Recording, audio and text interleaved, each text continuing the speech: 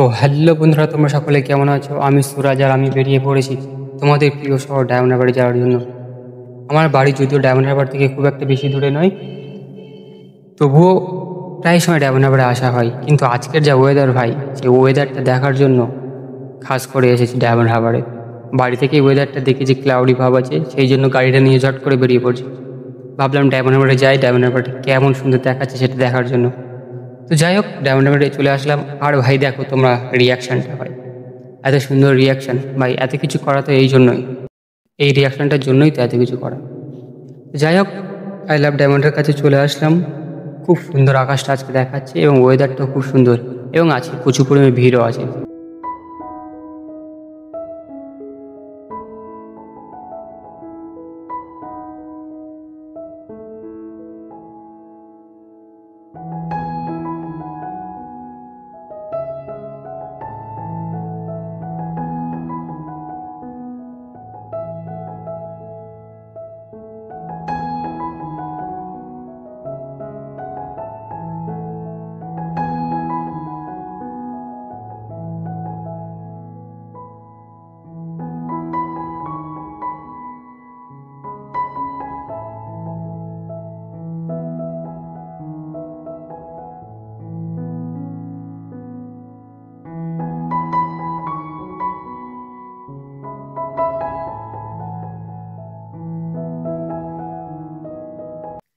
আর চলো, অনেক হয়েছে, অনেক আই লাভ ডায়মন্ডের সামনে আছি, একটু কলেজ পাড়ার দিক থেকে ঘুরে আসি।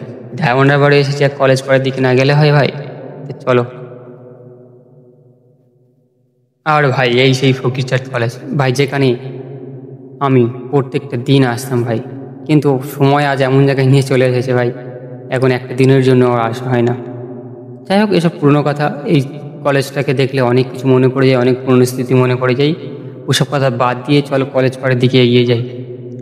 আর ভাই আরও একটা কথা, কলেজ পাড়ের দিকে আসতে গেলে একা এসো না ভাই, গার্লফ্রেন্ড থাকলে গার্লফ্রেন্ডকে নিয়ে এসো, গার্লফ্রেন্ড না থাকলে কলেজ পাড়ের দিকে এসোই না।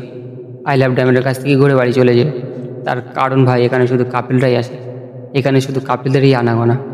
যাই হোক, এসব কথা বাদ দাও, আমরা দেখতে এসেছি পরিবেশটাকে, সুন্দর ওয়েদারটাকে। তো চলো সুন্দর ওয়েদার পরিবেশটাকে দেখি।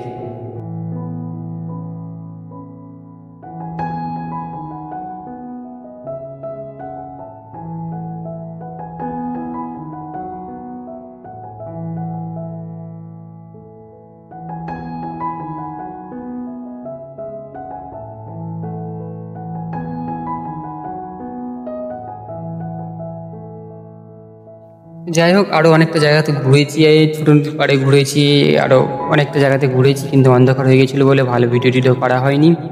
একটু পাপড়ি চাট খেয়ে, একটু ফালুদা খেয়ে আজকের ব্লগটা এখানেই শেষ করছি।